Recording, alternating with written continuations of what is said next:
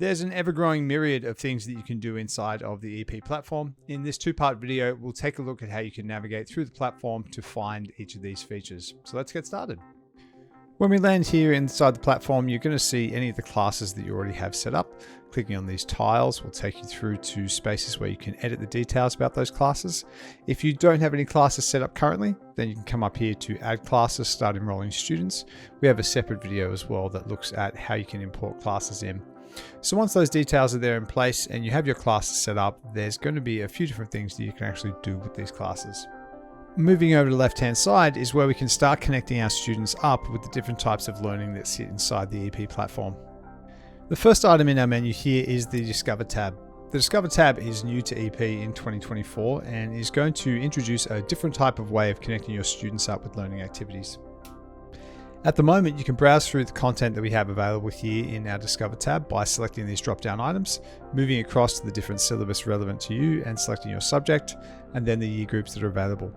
Don't panic if the subjects aren't available yet. Anything that we do have over in our Library tab, which we'll take a look at in a moment, is going to come to our Discover tab. We'll have some more details about Discover and how it operates coming soon, so keep your eyes peeled for that. For now, let's jump over to our Library tab. The library is where you're going to find all of the EP created content. It also houses any content of EPs that you have edited yourself in either your My Content space or the My Schools content space, and of course any content you create for yourself from scratch. In terms of navigating around the library, the drop-down box at the top of the page allows you to select your subject that you are wanting to look at. You can click the pins alongside any of these subjects to pin them to the top of your list.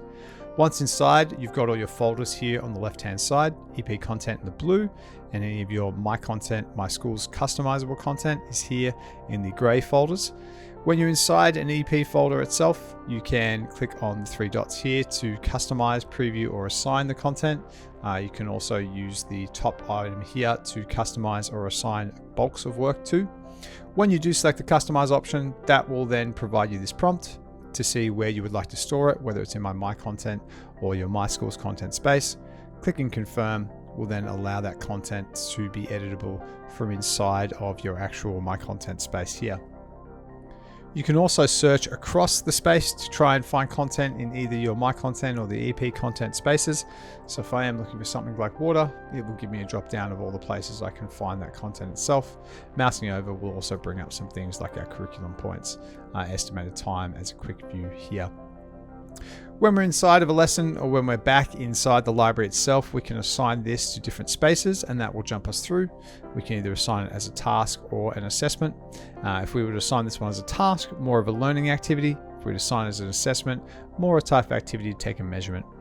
Depending on the learning management system that's connected up to your EP instance will depend on the options that you see here. In this case, this is a school that's connected with Google Classroom, so we can share this directly to Google Classroom. But other schools that are connected to Canvas LMS or other similar LMSs might find a different option sitting there. For now though, we're going to jump over to the task option, check out what is found in that menu.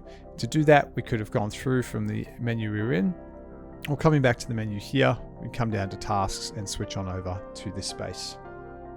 The task space is going to show you any of the activities from the EP library that have been assigned to students as tasks, their progress in these tasks, and or any of the completed tasks and how they have gone. Important items to note here include the drop downs that allow you to switch between your classes and filtering the content appropriately, as well as the time filter. The time filter will show content that is current and upcoming by default, but if you want to see completed content that's maybe past a few days late, you can look here for month, 3 months, 6 months, year, or all time. That will show you every activity that's available there. It's also possible as well to view some sample reports. So if you're new to EP, check out a sample report and see the kinds of data that can come through here. We have a few more videos that look at diving into assigning tasks, the types of options there, and the data you get back. So check those out to find out more. This is also, of course, the place where we can assign some particular types of tasks. In particular, if we click our blue button up here in the top right, we can assign the peer review option. It doesn't become available when we're looking through the library, but from here we're able to select a lesson and then choose some question or questions that we would like to mark for peer review and run through the peer review functionality in the platform.